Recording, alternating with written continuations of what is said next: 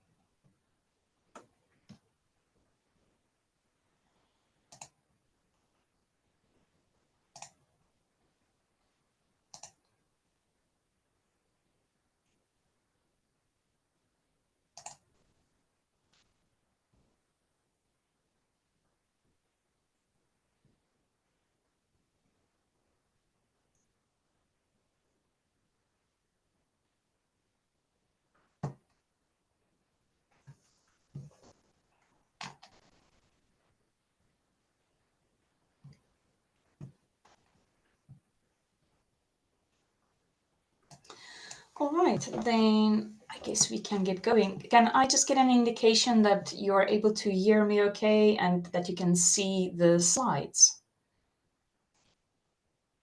Fantastic, thanks. So first of all, we tried to remove the captions because they're over the slides. I don't know if anybody has any particular advice, then please pop them in the chat. But otherwise, we'll get going then. And for anything that is obscured, you can always ask me to clarify if you couldn't see them properly. So my name is Denise Hough, and I'm a lecturer at the University of Glasgow. And I just want to thank you all for being here today and having an interest in this topic. I'll just start by saying that I think generative AI is an incredibly powerful tool, very useful tool, and there are many innovative ways to engage with it. However, today's session is not going to be about the latest technology or innovative applications. Instead, I'll be focusing on how staff and students in higher education can navigate its presence. So it exists, it's influential. So what do we do with it? The answer varies depending on our roles, and many here might be naturally inclined to explore technology hands-on, while others that may feel a bit more hesitant, and that's okay too. So I'm starting with kind of a disclaimer style to say what my context is, just to kind of shape where my perspectives come from and what I bring with this perspective. So I'm a lecturer on the Learning and Teaching Scholarship track, so I am very teaching intensive. I also coordinate a few undergraduate courses within life sciences and veterinary medicine. So I have an undergraduate specific perspective, but I'm also the chair of a college-wide network called Generative AI Network for Education, or just GAINed for short. And this is aimed at supporting staff in adapting to the age of generative AI. So our network attends key events, we share practice, and we debate things. There's a steering group that meet regularly to talk about the things that are shared in the network and what kind of things can we do to move it forward. I'm also part of the university-wide working group on generative AI, which kind of sets out the university-wide policy and guidance on that. So I am aware of all the other things, and I can debate these, and happy to do so during our breakout sessions as well. And today, what I'll do is I'll share with you some information based on student guidance on responsible use of generative AI. And that's basically why I was invited for this as well. I'll share this, how do we deal with guidance like this? How do we implement it? And what are the lessons that we've learned? And I'll refer to specific frameworks within this. So this is how I slot in with the Association for Learning Technology. In September 2023, about a year after ChatGPT's first release, I set up this guidance and published it in the Association for Learning Technology blog, and I have provided that link there. And how this was set up is it had life science students in mind at the start. And it talks about practical advice for life science students on how to use generative AI, or to avoid using it in a way that you'll become over-reliant on the tool. And it was broken down into anticipated course components that are typical of this discipline. So you have lectures, practicals, tutorials, and I know the captions are kind of obscuring it a bit, but there's also problem-based learning and written work. But I added a separate part for extended written tasks as well, because there's so much involved with that. So it is out there, it's simplistic in design, so hopefully that's valuable. I'm not going to go over each point of that just now, but rather talk about how it's implemented. What I do want to say is that this guidance as it is was slightly adapted and adopted as the official guidance across the life sciences degrees and the veterinary medicine degrees at the university. And I know that it's also been used by others in schools, which kind of shows that it's transferable in that way. And it boils down on some simplistic and transferable ideas. So I'm hoping that that is of value. But because it's short, it might not be clear in all sense, and it could be used as an umbrella, but it is based to supplement it with some very specific instructions for students in a particular context. So for example, in formative assessments or in summative assessments, to think very critically about what is the additional things for that context at that level of study and for that very specific purpose. What are the additional things to keep in mind? So it's just saying this isn't all-encompassing, but it's a good, broad, transferable way to use it. Then if you're interested, this is obviously internally we disseminate this to the students, but if you want to know more, I can also show you to 2 MOOCs, massive online open courses, that are available through Coursera. I disseminated this guidance as part of those 2 as well. The one was led by Gabriela Rodelico, and that's aimed at education, and the other one was led by Rania Varso, and that's more focused on healthcare. They are good courses if you want to know more, and available externally as well. All right, so I'm going to start off by sharing this infographic, because when I have these sessions with students to try and explain this student guidance, I found this infographic to be very useful for them to understand. It firstly splits the use of generative AI or any process of learning or process of work, then if you're an employee as well, into the process that happens that's mostly unseen, that's just part of figuring things out, and it separates it from the outputs, the things that we share, the bits that are important to give credit in, and so forth. And that's useful because it really matters when we think of how we interact with generative AI, and especially if we want to use it in what I like to think of here is defining it as a professional relationship.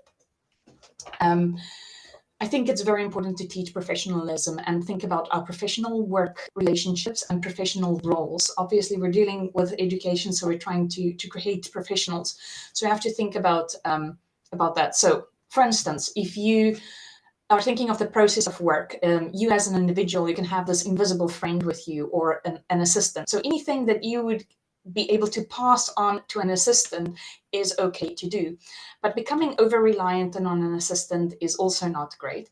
But you would also be quality checking some of the things that the assistant provides. You wouldn't just blindly assume for it.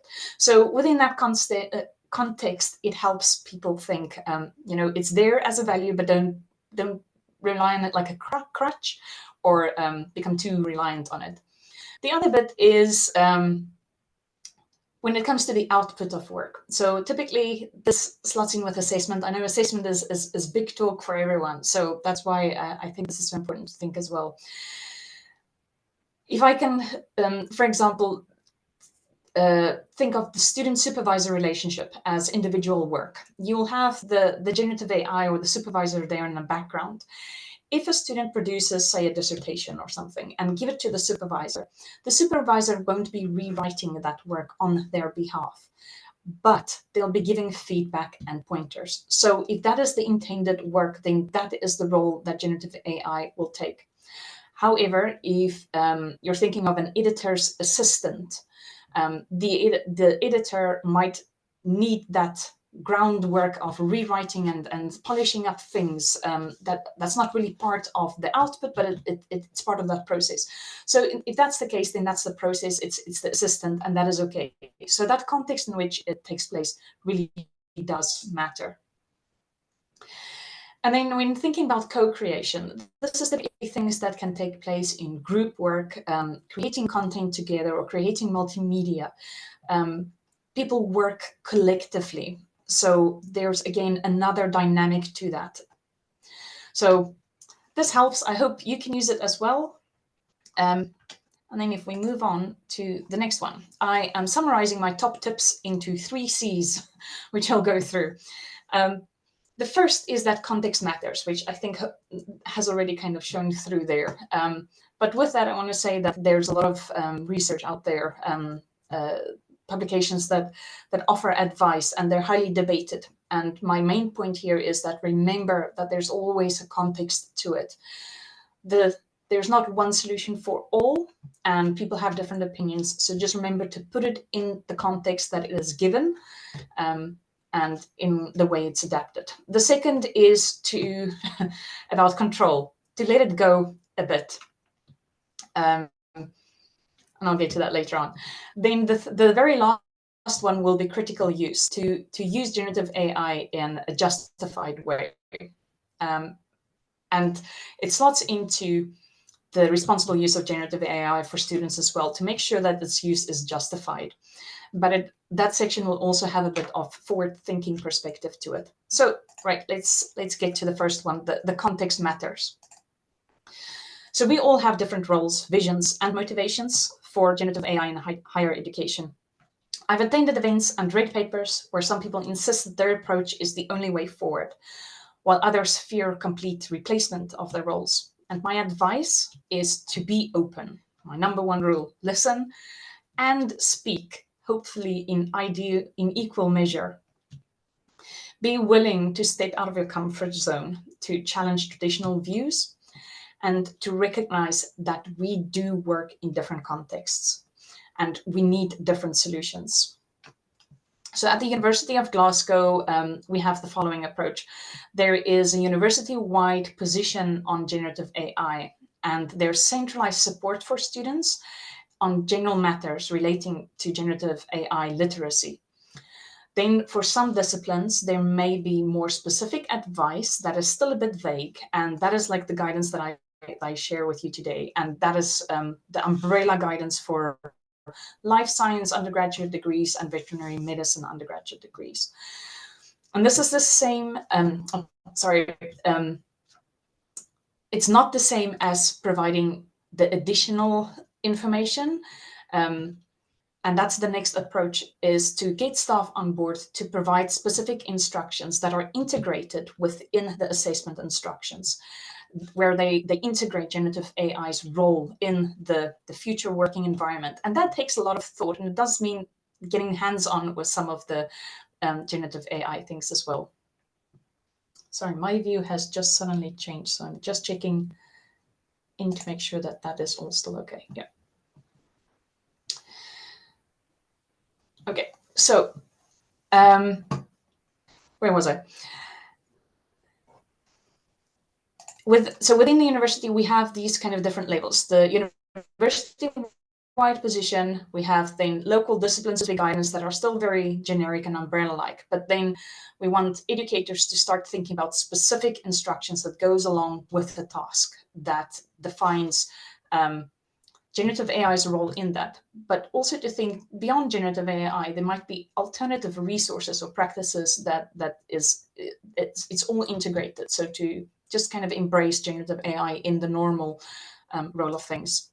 And really, this is where that game network that I talked about plays a role. We help to discuss this, to help people adapt and understand the potential role of it, even if they haven't experimented with it themselves, to then understand how it could be used, so that they don't end up excluding students or not giving them the opportunity to learn, but also to put things in place to make sure the assessment is still valid and robust as it can be.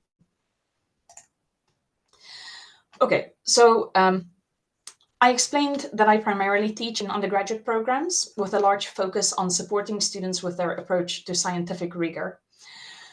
Most of my solutions are strategic interventions that are spread across years 1 to final year. So for example, support for students to understand plagiarism and all its different elements. We develop strategies to, or we help them to develop strategies to avoid plagiarism. And that's a provision that is staggered, and it's not just a once-off learning. So our first years will come in and have different opinions of what plagiarism is, and we'll address that strategically over time. So accordingly, there are respective institutional policies in place to recognize that their knowledge about plagiarism will develop with time. So they are more lenient for years 1 and 2 and more strict with years 3 and 4, because by then they're expected to understand more about what it is. So accordingly, it is important to update plagiarism support to include generative AI relevant information alongside it. Not everything generative AI, but at least how it slots into plagiarism. And that way it can be embedded. So this provides a framework for how we can approach generative AI literacy as well. Perhaps in first year, we strategically and slowly introduce them to the most important things, working up slowly and steadily until by final year, they are able to use it independently. One day in the future, we'll aim for it. If you think about the research project being undertaken, we would expect our honors students to know how to use it without any restrictions, that they already have a concept of generative AI's usefulness, limitations, how it relates to not just academic misconduct, but also copyright and third-party software, for example. Okay. Now, we also recognize that there's universal supports that could be used, like just general guidance disseminated to a class, but there are some students that will need additional support and a few that will really need intensive support. So we can approach generative AI support in that same way. Now, why this is slotted under context matters. This works very nicely for undergraduate programs, but it doesn't really fit well for postgraduate taught programs, where these students often join from other institutions and hold different cultural views on plagiarism and have had different education as well. Perhaps they haven't actually studied for the past 3 years, so they'll be completely unaware and just be thrown in the deep end. So it's not a perfect match, this strategic approach to teaching it. Nor does it sit well with postgraduate research students, because, for instance, their plagiarism and misconduct things, they doesn't really fall under academic misconduct, it falls under research integrity, and the consequences are different. So for those cohorts, another solution will be needed and different support. Perhaps, well, they will have a shorter duration, so maybe a course at the start and then follow-ups, but again, with repeated exposure and support, that progress can be made. Okay, so that's kind of one framework. I'd like to share with you some of the results that I found. I said I disseminate this guidance to selected cohorts of students that I'm involved with. And this is from what I call AI-wise lectures with some veterinary biosciences and life sciences students. So what you can see here is before I disseminate this guidance, I ask their current views, and then I keep asking it every year as I interact with them. From this, hopefully, what you can see, the question is, how ethical is it to use generative AI for? And then there's a list of things. And I do define what these are, but broadly they agree with the guidance, those components in which it was broken down into. And hopefully what you can see is that the students generally think it's more okay to use generative AI for the process of learning, but is more conservative with its use when it comes to the outputs. And rightly so. Generally, that is how we expect to do them. And the first years are more conservative compared to second years and later years. But hopefully what you can also see here is that I think that actually generative AI is not ethical to use in a test or exam. And I thought that this is interesting because there's been high debates about whether tests and exams should be open book or closed book and so forth. So this is what students feel is ethical. I'll return to that idea of open and closed book later on. Now, just before we had this event, I updated it quickly with the most recent academic year results, where this is in the same group within a program, the veterinary biosciences group, first year, second year, third year, and fourth year. And I know that is very tiny and the captions are now over my slides, which really is annoying. But hopefully what you can see is that similar trends exist, except now our first years are a bit more clued up about generative AI than the previous year. They still think generative AI is not really ethical to use, but we're seeing variety across the years, especially the third year cohort was more apprehensive. So this will be interesting to see as the students progress throughout the years. Is this a cohort specific thing or not? I also have to say the veterinary biosciences groups are not the biggest classes. They're about 30 in a class, whereas the life science groups are much larger, but similar trends exist in those larger classes as well. So if anybody wants to talk about this later, happy to do so. The next section, the next tip was control, let it go. And I know many think this is about AI detectors, but it's not. And I am just putting it out there to say that AI detectors is not the solution. I'm putting it here because I always get asked about them. It's not policy at the University of Glasgow to use AI detectors, mostly because they have been found to be unreliable and biased. Literature out there is very varied. I have researched this and experimented a little bit with it. With the idea that it could be used formatively, and some really do use it very nicely in a formative way. But specifically, I wanted to use it with the large cohort of earlier years, for instance, where they have short answer questions that have no citations, and it's in a kind of an online open book format. But what I found is that the shorter the text, the more inaccurate AI detectors become, which isn't really useful if you have large cohorts that you're trying to sift through. And there can also be marker biases. So this is still not the solution, but I want to point out that any misconduct, generative AI related misconduct that has arisen, it was able to deal with them sufficiently without needing to use AI detectors. This is completely feasible. And I like the fact that it shifts the focus from if AI was used to how AI was used. Because obviously, if you use them to improve language, then the AI detection score will also automatically go up. So happy to debate this further. However, returning to the original meaning of this section, which is really about I'm going to say, it's letting it go in the fact that we have to trust students to do the right thing. So we know that open book tasks are more susceptible to generative AI use, for instance, literature reviews. And it is, again, useful to embed generative AI guidance to students, support for them that outlines specifically what is considered good practice versus poor practice, and that this is separate from misconduct. I think very often we just look into misconduct, like in the previous section, plagiarism, but there's also general poor practice, which is separate from good practice. And if we can start to emphasize these things, general professional practice, and put generative AI alongside that, I think we're making progress.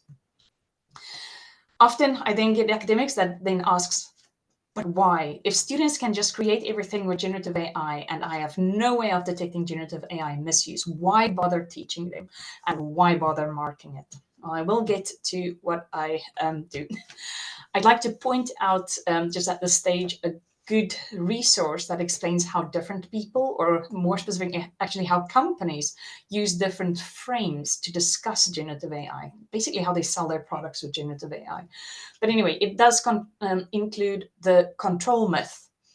And I think this is worth reading to understand our need for control. I think that even if you are not a person who naturally or specifically desires control, that generative AI will still challenge you in that it is an incredibly powerful tool over which we don't actually have any real control if our students are using it. And that's difficult to get past. So, however, that doesn't nullify the value of teaching good versus poor practice. And this is where the true value lies in student guidance on responsible generative AI use, because it provides a moral compass. So here I'd like to refer to the framework of smartphones in schools. So again, this is a technology-based platform, so I'm hoping that many are aware of this. So firstly, are smartphones allowed in schools? And we can kind of see as, is generative AI allowed in higher education, if you want to draw that analogy. So some schools ban them entirely, and others actually use smartphones as part of their lessons. Now, I know we do this at university, but I wasn't aware just to what extent high schools also actively use smartphones, not just smart devices, but actual smartphones in the classrooms. And it can be disruptive. And even for personal use. Now, of course, you can get parental controls and other sorts of controls, but again, they are bypasses too. Ultimately, the rules and expectations are set, but the child decides how to act. In higher education, our equivalent would be professional practice. We set out the expectations of what we expect of being a professional, respect, and when is the appropriate time to do what. So we set expectations and offer support, but must accept that we can't control every decision they make. And instead, we can just guide, we can just mirror good practice, and we can trust that that is what they'll choose, and we can model integrity. I want to point out a podcast, The Anxious Generation. Now, again, there's many sides to this story, and it's aimed at the public, but it has done its rounds plenty within the public. But the podcast disseminates the actual book here. And it explains how the generation have developed a different set of social skills, the most recent generation, because they grew up with smartphones and basically a whole entire world in the palm of their hands, with access to social media, where they've basically developed their own language of online interaction, and they struggle to have the same set of real world social skills. And they doctor posts and comments and likes and so forth. And it's not just that the generation that interacts with it, but what's peculiar is that among this generation, we've seen young people that struggle really with those in-person communication skills. And there's a higher incidence of mental health issues and a lot of anxiety as well. And it's been linked to kind of an unbalanced interaction with things like smartphones that has the access to the internet. So I think we can learn from this, because from these studies, it's been shown that there's one factor that helps. So what struck me is the finding that young people who navigate technology best, who have more of a balanced approach, are those that had moral frameworks. And this could be whether through family, religion, or education, or even community. That kind of sense of what is right and wrong does help. Doesn't mean they always make the right decisions, because young people are more inclined to make risky decisions and be exploratory in their behaviors. But we have to realize young people at university are the same. They are more risk-taking and exploratory. So by providing moral frameworks, I think this is really encouraging to see that moral frameworks are worthwhile. to make our students more robust. So if we can provide those principles of what is considered good professional practice, then that should be able to work. So this applies to generative AI too, and really reinforces the value of having that clear guidance on responsible use of generative AI. And that's why it's important to break it down into good practice, poor practice, and misconduct. So again, trusting them to make the right choices, but not really spending too much effort in going to monitoring it, because that it really is a difficult task and not necessarily the best time spent. Okay, just coming back, I want to, again, my captions are over this good read, so I will share the slides with you. But that article is quite nice because it talks about how we work as professionals.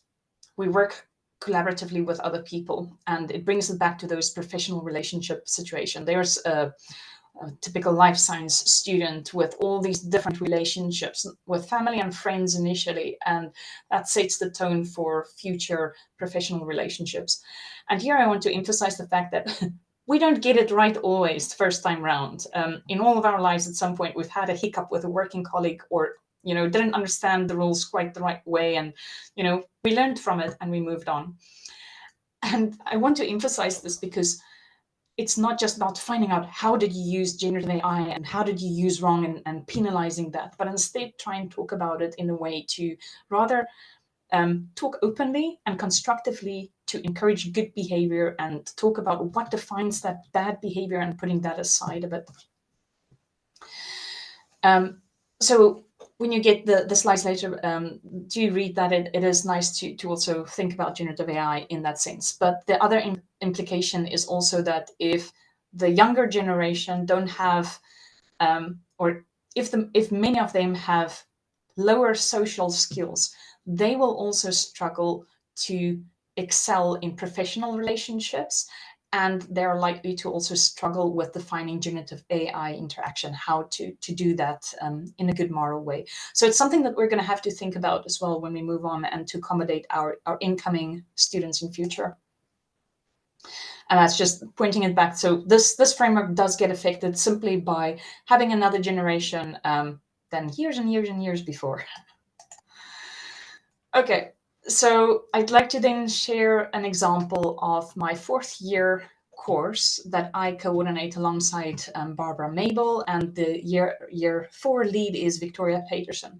Now, we sat down to look at one of the assessment components, which is an extended written task, a literature review. We know that this is susceptible to generative AI misuse, but at the same time, it remains valid to be able to do that task and do it well, whether you use generative AI or not. So we didn't want to focus specifically on generative AI as, you have to use it, because you'll see later, not everybody is keen on doing that. But we want to support both, whether they choose to use it or not, and we want them to do it responsibly. So we also were aware that we're only really assessing the output, the end product of a literature review, just the essay bit. And we wanted to get a snapshot of the process and more specifically offer support on how to do that with scientific rigor. Because the purpose of this core course in the 4th year is to prepare them for their honors research project write-up. So we want them to think critically about how they go about doing things, and to then also be able to have feedback on it. Because how many supervisors actually ask their student, did you use scientific databases to find your sources? And just how they go about doing it. It's a bit that goes a bit unseen. So we wanted to get a snapshot of it. And literature out there has said, reflections are great, but then how valuable is it if a student just submits a paragraph style of, this is what I did. So we wanted this to be a bit more structured. So what we did is we took that literature review and we split it into 3 parts. The essay as it previously was, but now it only contributed to 80% of the grade. Then we added an annotated bibliography. And there it was just a penalty if they didn't submit it or if it was incomplete. The annotated bibliography was, we asked them to do this in Web of Science, and refine their search criteria so it's basically like one of the best searches that you could find, export that into Excel because it's easy to just press that button, and then only annotate the top 20 resources. Tell us if it was used in your final essay, so a yes, no column, and a justification. Very short, few words. Did you, why was this excluded or included? Then the third component was a reflective table rather than paragraph style reflection. And this contributed to 20% of the assessment grade. It wasn't on the scientific rigor that they presented, but instead on how good the reflection was. How we did that is we split out it into rows of tasks. We've broken it into anticipated tasks associated with a literature review. Now, it's not absolutely everything here on screen, but you can kind of get an idea for it. We tried to split out that initial reading versus an objective search databases, find literature, and then how do you select which sources go in? You typically read more broad than what actually ends up in your essay. How do you manage references? And then how do you pull together information? So we did describe all what we mean by these things. Drafting is deciding what content goes into the document. And we ask that this is the bit that the student do themselves, because for this task, that is a critical learning objective.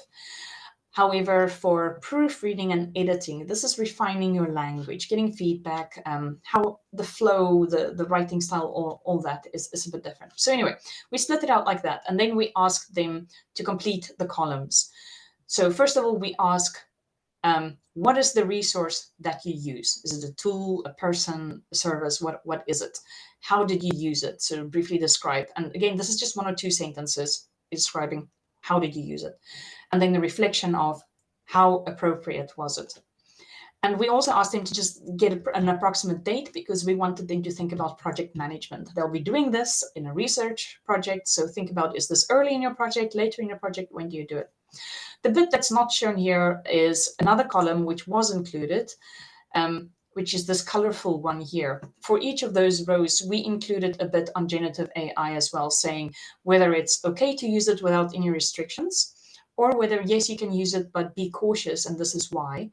And then a bit where we say, okay, this part is the bit that you should be doing yourself because it's critical, and we want you to demonstrate your own individual ability to do this.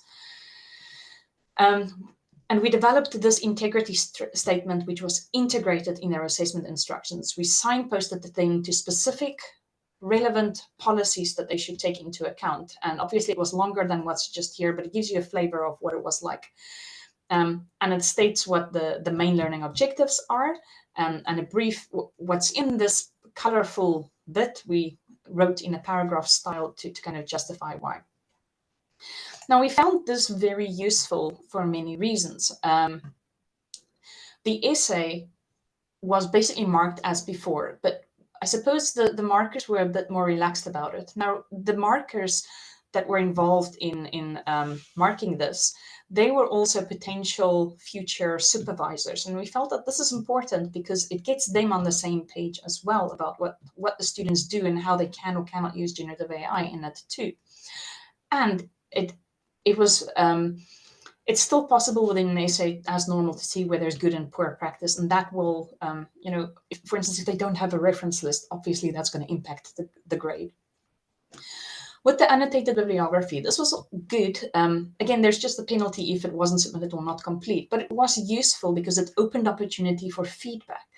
If this was the best search you could come up with and none of those sources were selected to be included in your essay, the question is then why? Something must be up, right? And similarly, if you used all of them, then that's not really selecting sources either, necessarily. And it could open conversations about what do you consider as being out of date, or if you already had a source that covers this. So if you had already sourced, then who says the other source is not more relevant, or just little things like that. So it was just good to get a snapshot of their process, but it also allowed to kind of identify those handful of students that needed a bit more support than the others. And then again, you can't really see the reflective table information there. But again, it provided such nice insights. For the markers, it was great to see what do our current students do, even if you just think about citation management or reference management. What are they currently using? And they were software that I've never heard of, that which I went to and see, oh, actually, this is really useful. So it keeps us up to date about what our students are doing, but it also encourages, for instance, if they did the citations all by hand, then you could say, well, for future, it will be more effective to use a reference manager. And also the way that I then used generative AI to make sure that it was done with control checks. If they use it for their literature review to find sources, would you say that this is a rigorous process? So it opened up for feedback without actual real penalty, but it was a good learning curve. So we will be writing it up and publishing that. But meanwhile, that is the glimpse you're going to get. Okay, so now I'm getting to another example or framework that I think is useful. It's been in a lot of discussion in our GAIN network as well. To talk a bit about a balanced approach to assessment. And again, it slots here with responsible use of generative AI for students, because it does offer an opportunity to review current assessment and whether they're suitable or not. Now, Danny Liu and his colleague published the two-lane approach to assessment. And this table also comes from a recent presentation that he did. Now, the two-lane approach has been debated, saying it's not sustainable in the sense that it's a all or nothing approach, but it is workable. And with us at the University of Glasgow, we have an intermediate as well, which I'll show on the next slide. But it does help in the sense of control, because if you can think of assessments being classed as either supporting the process of learning. So they're open, they're unsecured, but it's an ability to learn. So that unseen process of work can be supported by these types of tasks. But then in strategic places, it does make sense to have lane one, which is the assessment of making sure that learning has taken place and that it is up to standard. And this is important for professional degrees such as veterinary medicine, dentistry, nursing, and medicine. So it does have a place, but the thing is, to what degree? Should everything be that way or not? So we've taken this approach to kind of show you. So at the university, we have our scenario 3 as being no generative AI allowed, and scenario 1 is that it's unrestricted. You can use it in any way as long as it doesn't count as misconduct. But we also have a scenario 2, which says that generative AI can be used, but with restrictions.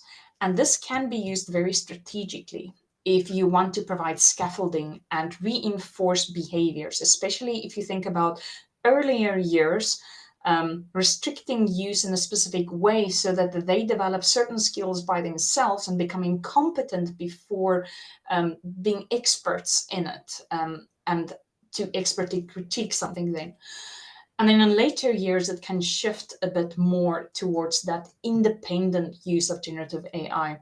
So what I suggest here is a balanced approach, and it does help that sense of that you have to control every single task. That's not it. It's authentic assessment is also the combination of the right number of assessments to make sure that learning is taking place, and then also at strategic points, making sure it has taken place. So here you can see there's more of an even split between no AI and yes, it is allowed. And that is because based on many research and our own findings, we find at this level foundational knowledge really is important. And if they don't have that, they really struggle in further years. That's just our experience. And in our degrees, this has proven worthwhile pursuing. So we're keeping this. And then in later years, you can see how there's a movement towards more completely independent and somewhat with much less of no AI. But this is just one course. I want to point out that the final year, there are also many other courses, some which are solely as there's no restrictions whatsoever. So it is across the year as well, not just across the course. So across a course, across a year, across a program, to think about what combinations of assessments do you have and make sure that they are balanced and supportive. Okay, and because we've just touched upon closed book assessments, I do want to return a bit to this, because I've seen many reactions, diverse and strong reactions to in-person closed book assessments. Some say it shouldn't be there. Others say, yes, absolutely, that is the only thing that is possible. So, sorry, just lost my, right. We saw from the student views from those veterinary biosciences, for example, in the life sciences, that generative AI might not be ethical to use in knowledge-based tests or exams, that is what students think as well. So my advice is to not shut down such conversations, but to hear them out and consider them in their context. There is a place and a time for it, but it shouldn't just be a default. It really needs to be critically reviewed and making sure that it's done right in the right place. And also think about how can you do a closed book assessment maybe with supplementary materials so there's still reference to other things. So I'll not go into too much detail in this, but I have included it here just for reference so that it's possible to follow up after this presentation. And that's why I've included this slide. Just some two reads that are worthwhile. One, for instance, talks about the flipped Bloom's taxonomy, where there's less need to remember facts, and generative AI makes it possible to rely less on remembering and more on creating and evaluating. On the other hand, others have found that no, this means that there's an over-reliance on generative AI, that the internalization of information is at some foundational level is still important to reach that stage. Some say you need equal measures of synthesis and critique, and to make sure that these are balanced tasks throughout a course, a year, or an undergraduate degree program or postgraduate. Right, so I'll leave that there and move on to our final C, which is, and I'm hoping you're still alive and listening, sustainability is what I want to get at here, is the environmental cost of generative AI. It is incredibly powerful and very useful, and it does deserve a place in society. But we must also confront its environmental cost. You may have heard of comparisons like one image generation equals one cell phone charge, or that one ChatGPT prompt equals 10 browser searches. These are very simplified. It's not 100% accurate in all contexts, but they do highlight an underlying truth, which is that generative AI is energy intensive, or at least much more so than normal web browsers. Now, again, I'm showing you here a variety of sources. This one would argue that generative AI prompts, even though they might be 10 times more than a web search, that actually they save you time in finding a solution than just using it with other resources, and that it's still a lot less in comparison to our other daily activities, which have much greater environmental cost. So the context does matter. However, let's imagine that even a fraction of the global population began defaulting to generative AI for basic queries, very, very basic things like, when does the chippy shop open? Or, I don't know, just, you have the AI phone, or you have Gemini, just, there's even AI air fryers. There's all these products, and AI technology is just being incorporated massively. So we're seeing a trend of defaulting behaviors that aren't necessarily justified, but on a global scale, they can ramp up the energy requirements of the world. For instance, Google's greenhouse gas emissions rose by 48% since 2019, and Microsoft's increased by 29% since 2020, mostly due to AI data centers. So these aren't exactly figures that we can ignore. There is evidence of very drastic changes happening. And we do have the responsibility within our institutions to consider the environmental impact. Most institutions will have an environmental sustainability goal. So as educators, we should be thinking about what is it that we could do.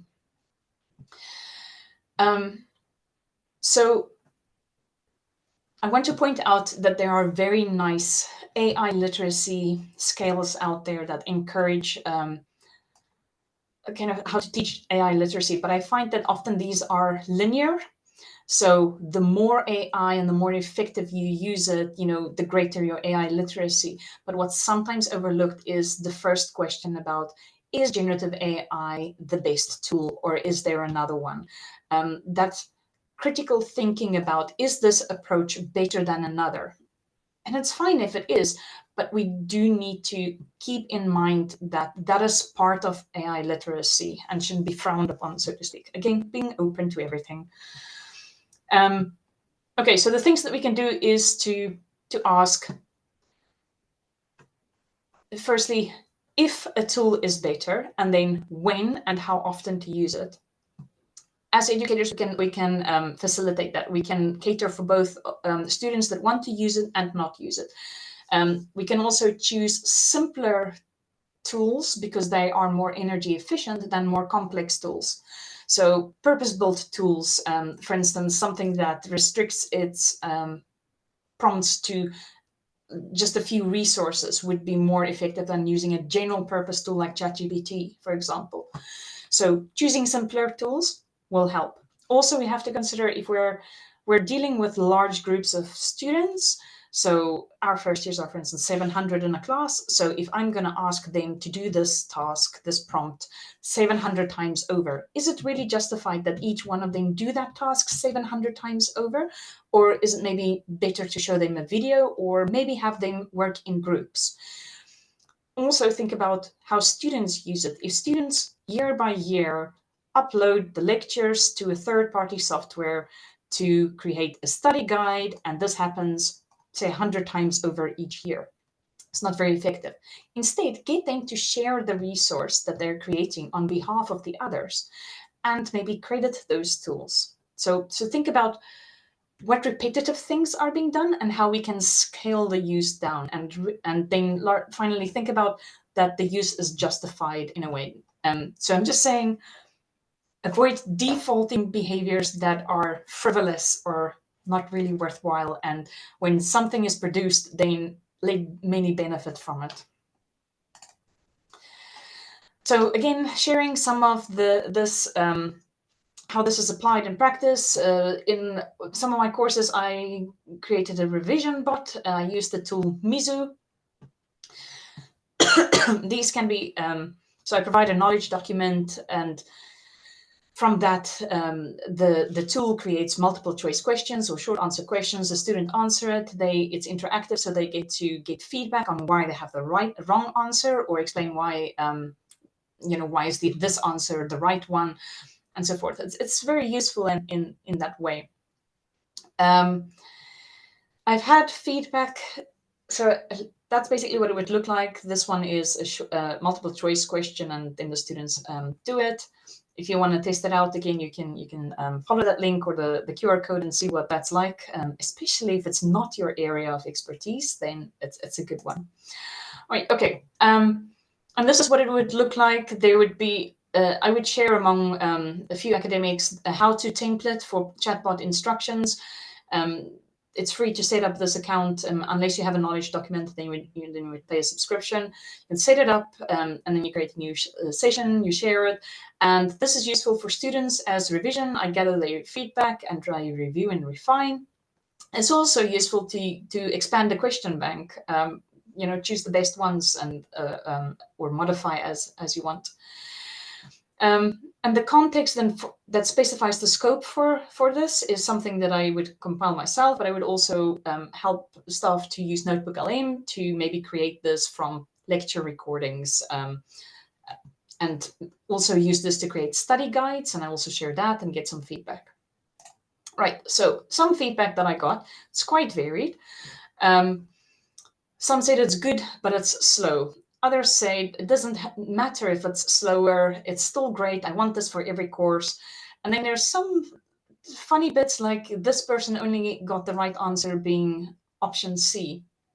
So, you know, it's variable. And then I had this other one, which I thought was particularly interesting. So find and read that out loud.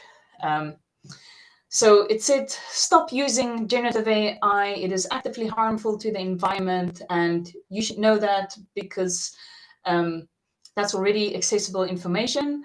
The bit that you can't see is that you should know this because you teach us this. And it shouldn't be the only source, that we shouldn't let AI do our job on our behalf. We should provide more practice questions, right? So quite harsh, but this isn't the only type of that feedback that I got from my cohort of students. And I want to point that out. These are animal biology students.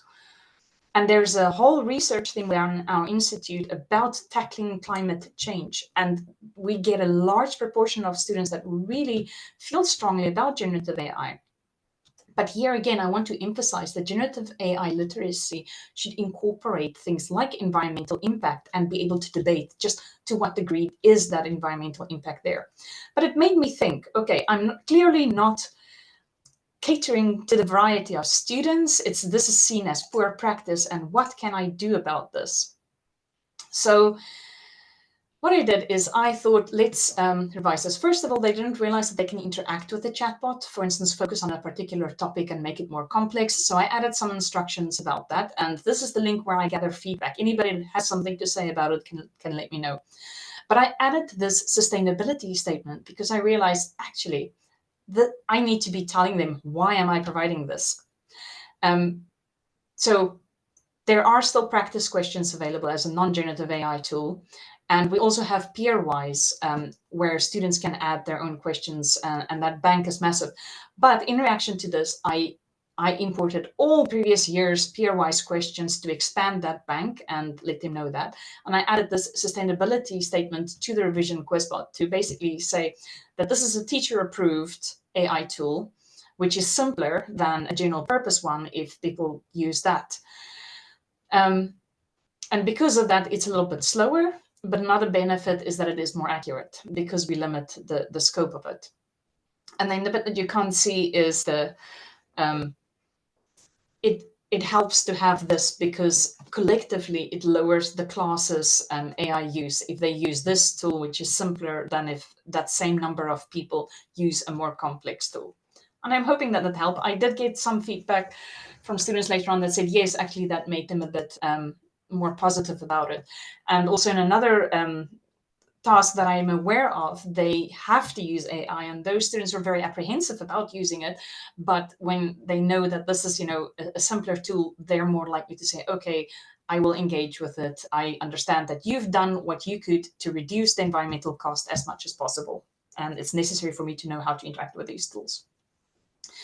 I also want to say again how to mimic good practice. I created study guides on their behalf. I knew many people were creating it, so I created one in Google, in Notebook LM, and I had the lecturers review it for accuracy, and I shared it with the class, and I added an acknowledgement bit as well.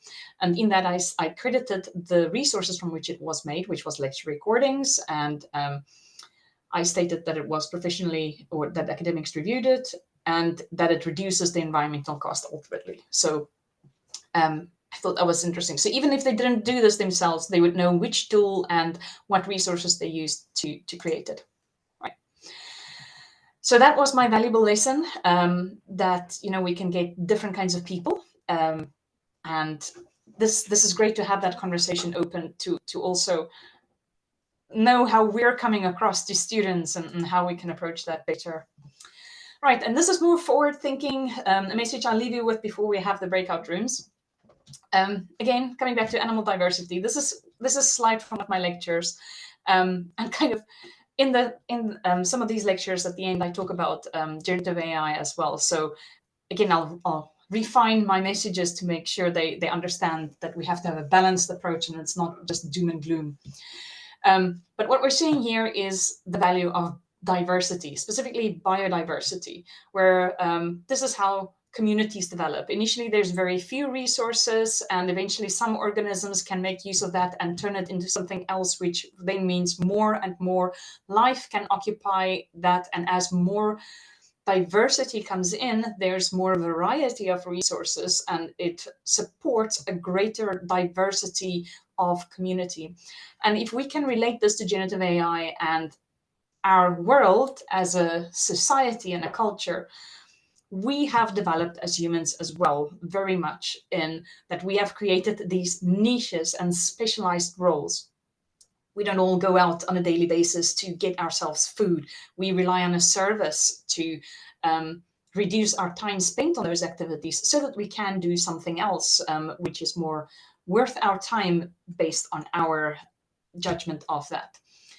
So generative AI is a bit like that as well. It's created new opportunities.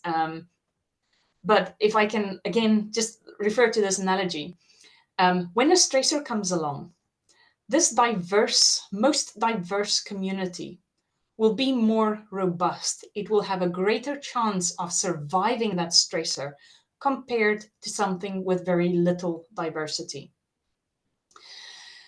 So what survives will depend. When a stressor comes, you'll typically have that some of the life there will become extinct and others will adapt and thrive. But that dying out and new creation is more likely to carry on in a biodiverse system compared to a low system, which might or might not survive depending on the type of stressor. In some of our societies, generative AI will not be a stressor. It doesn't affect their daily life, at least not directly. And in other parts of the world, especially first world countries, generative AI can be a stressor or just an influence, and the way it's going to influence remains unsure. We cannot predict exactly how it's going to be, but some things will change. Some things will die out and new things will form. And we need to make sure that in education, we match this and that we are constantly looking, seeing what's changing and adapting. And I want to point out another thing, that our students are becoming more diverse. The way that they are learning is more diverse. And it really is stretching thin our current programs. We might be overloading these and might be thinking of in future to diversify our programs, perhaps to split it into things that prioritize practical skills and others that prioritize computer-based skills like generative AI, and really focus and hone in on channeling those. So that's a thought for future. That's where I think this is kind of heading, and the question is how, when, and where will we do this? Okay, so last slide. Don't let generative AI student guidance sit idle somewhere separate. Remember to engage the students in it. Don't just signpost it. Talk to them about it. Make sure you have a form of communication with them going. Whatever guidance you provide, make sure that it's contextualized and that your approach is balanced and fair. Remember that we cannot control every use. That's okay. All we can do is model professional behavior and ethical decision making. And that's where I want to say that's where our strength is, to just stand by that. And we must prepare our students to not just use these tools, but judge when and why to use them. Think it out, plan it, and then use it effectively. This will be relevant to just maybe a small proportion of the world. So just remember, keep the conversations going.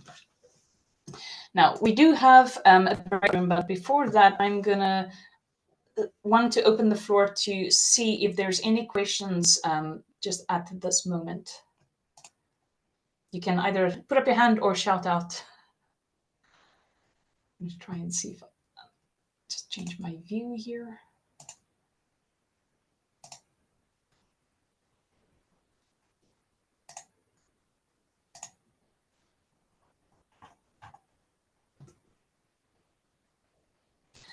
No questions?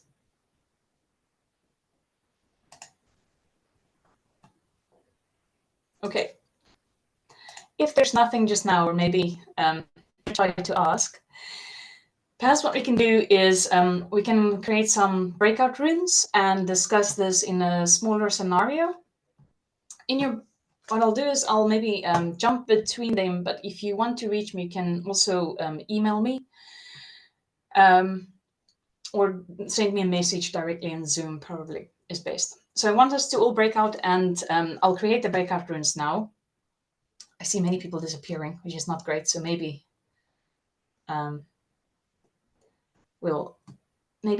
maybe we'll just keep it as a discussion. I see we're only about 9 participants, so maybe we just do a group-wide discussion. But ideally, I want to say, yeah, critique, guidance, what works, what doesn't, what is needed additionally, and then what challenges do you foresee in implementing these, or any general questions. Okay, so you can see Elizabeth has asked the question. She says, I'm not sure about the smartphones in schools analogy. A lot of schools are no longer trusting students with phones, but are banning them completely by locking away in pouches, etc. So the attempt to trust students is seen not to work. Yeah, maybe not perfect in that sense. I think the message is that we're trying to encourage students to think about when they use their phones. And I've seen schools do a staggered approach as well, where they're asking younger students to lock away, but they're trusting their older students to just keep it in their bags or and in class. So it could be that is that.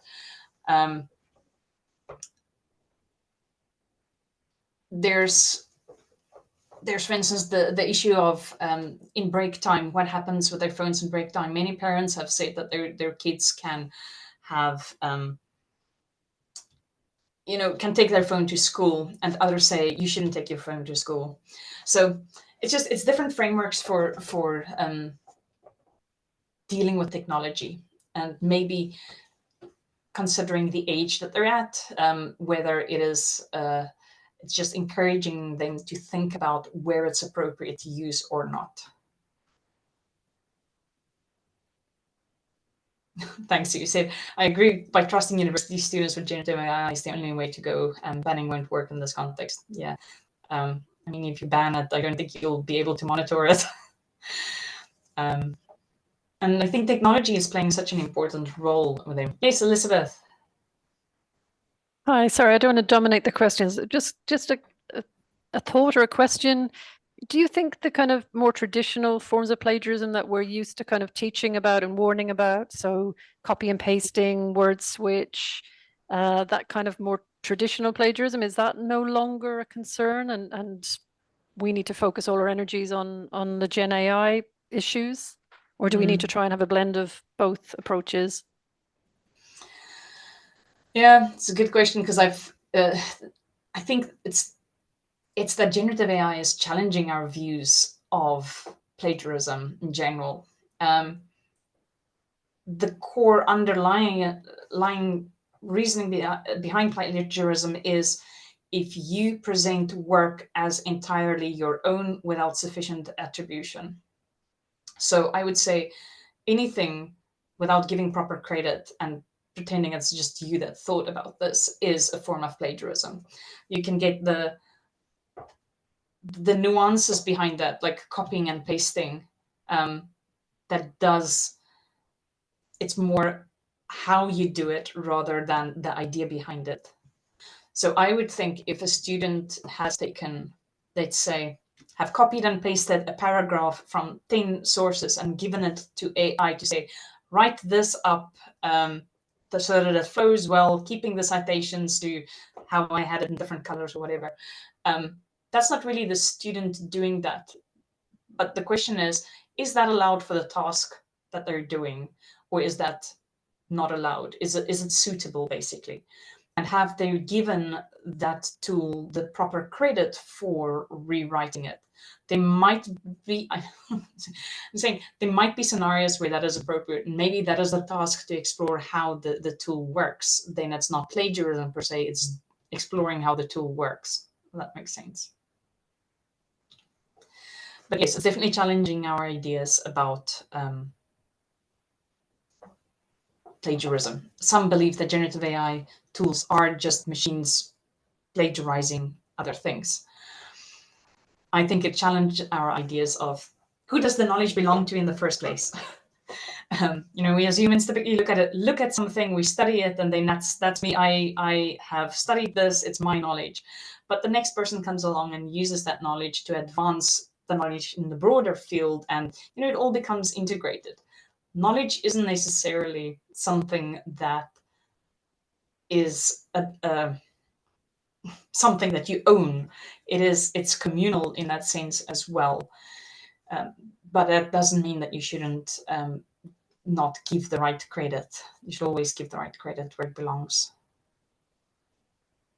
I don't know if that answered you, Elizabeth. I'm so sorry. Does anybody else want to contribute, have another better explanation? No, that's helpful. Thank you. It's an ongoing issue, I think, ongoing discussion. Yeah. I would highly recommend that that resource in the slides. I think that's a nice overview of it. Any other questions?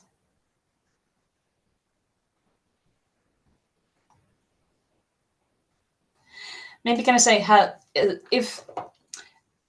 what do you think is a challenge in having a set of guidance for responsible use? Where do you think is the challenge? Does anybody have any experience they want to share?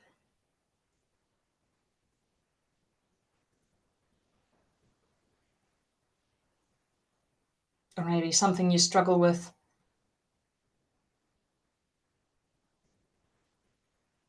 Do your institutions that you work with, do they have clear guidance?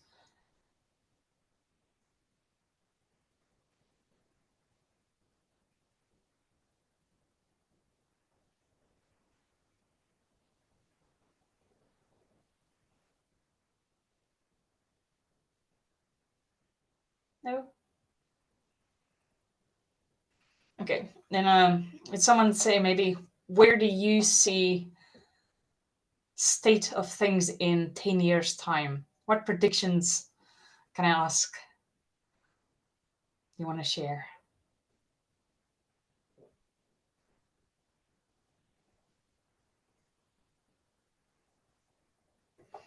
Right, thanks, Phil, who said, thanks for the good compliment. You're saying you're curious, though, whether AI is challenging what it is we are assessing. And does an essay really assess what we think it's assessing? You're absolutely right in this. So many of the conversations that I have with academics, I have a lot of conversations to talk about assessment. And they come and say, how do I make my assessment robust against AI? Often the conversation is, first of all, what is the purpose of your assessment? To really pin that down and tease it apart. If I can take the example of foundational knowledge. Okay, what is it that you want about foundational knowledge? Do you want them to have breadth and depth of essential core concepts within the field? Or do you want them to have superficial, broad understanding? Or is it actually, how can they apply understanding in a specific context? That really does matter, because that is what your assessment should be set up around.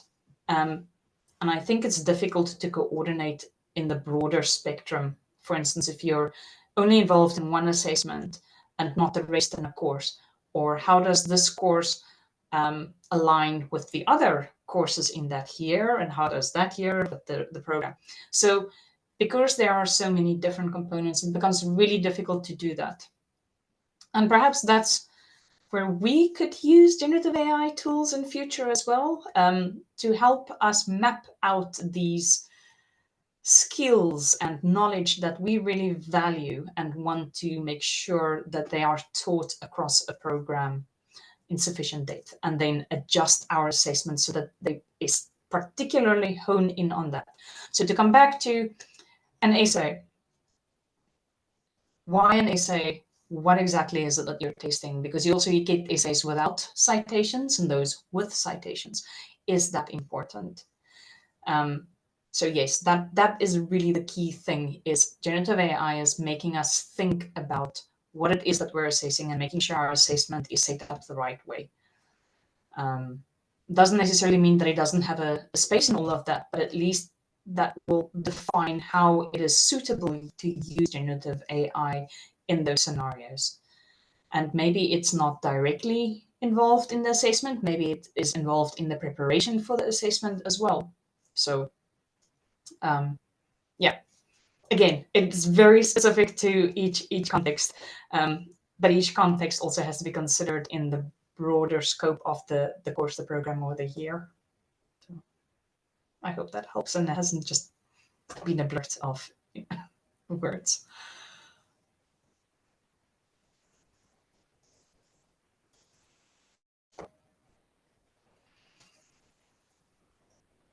Any more comments or questions, insights?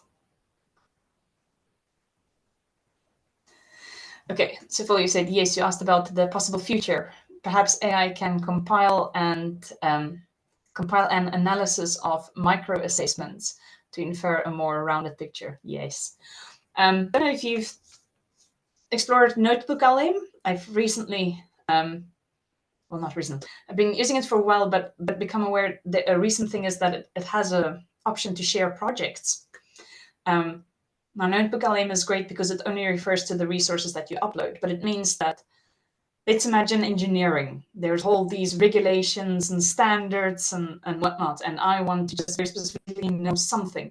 And I've uploaded all these standards and guidance and all this, and I want to find out, is this okay? Is this up to standard? Then it can just quickly pull up to say, it's relevant to these regulations, these standards, so make sure you do that and that.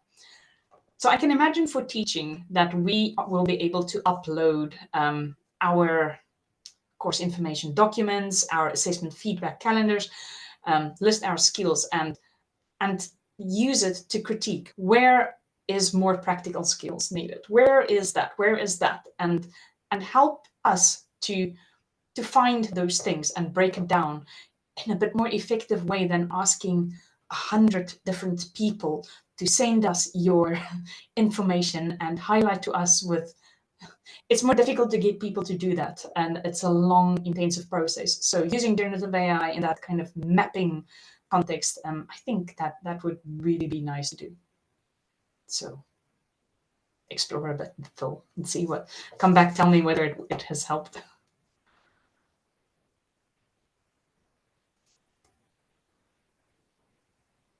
Anybody else want to make a prediction of what the future might look like?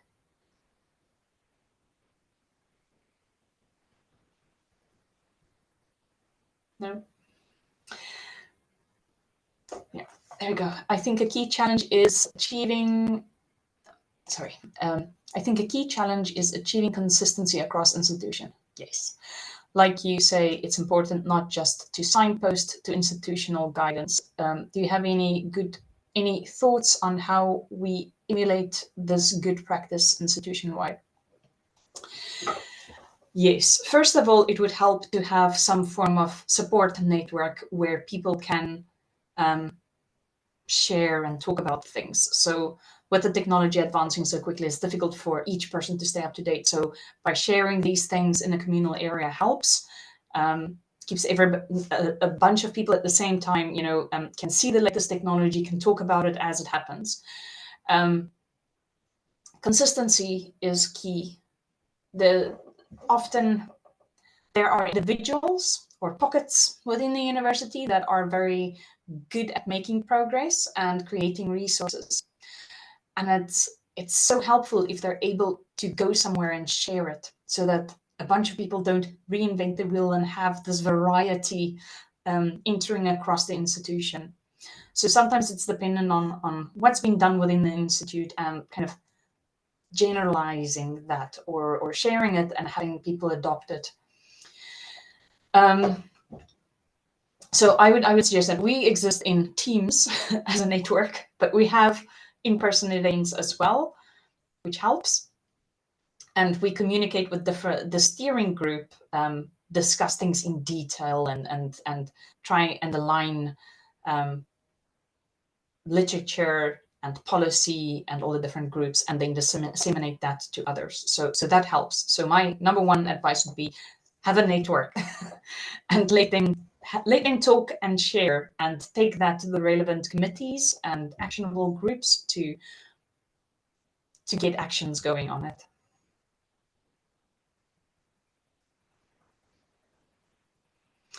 There's also what's been useful is in that network, people share, for instance, like the AI-wise lecture, say, I have compiled this lecture. If anybody else wants to use it, go for it. Or the centralized student learning development service has central support. So we can always just say, right, if you want to signpost your students to do that and really, emphasize you have to do this by a certain date, that helps, takes the pressure off the lecturers to do the AI information bit and make that more centralized.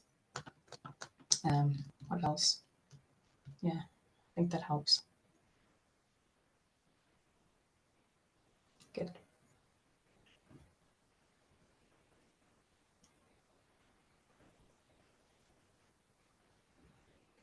Anything else?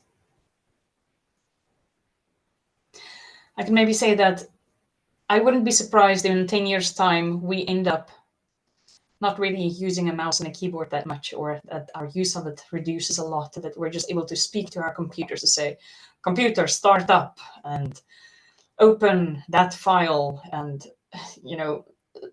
on your presentation, you say, right, I want that top blue box to move to the bottom corner and change my font to Arial or whatever. I can imagine that those technologies become more embedded, and that does mean we'll need to maybe think about the way that we speak. And a lot of the prompts as well is about how well can you define your problem and give instruction. Something I'm still working on because I babble a lot. So yeah.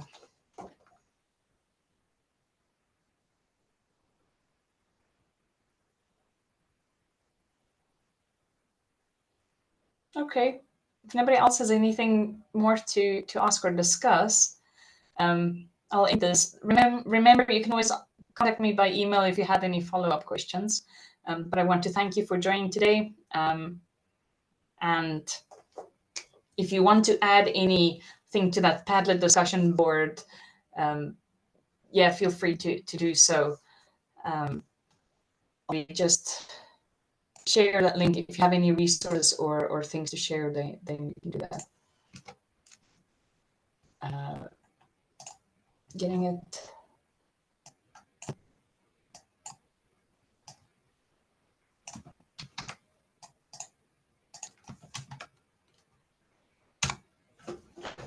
There we go. So my email and the discussion board if you want to add anything. But otherwise, thank you very much for joining. Bye. Thank you. Bye-bye.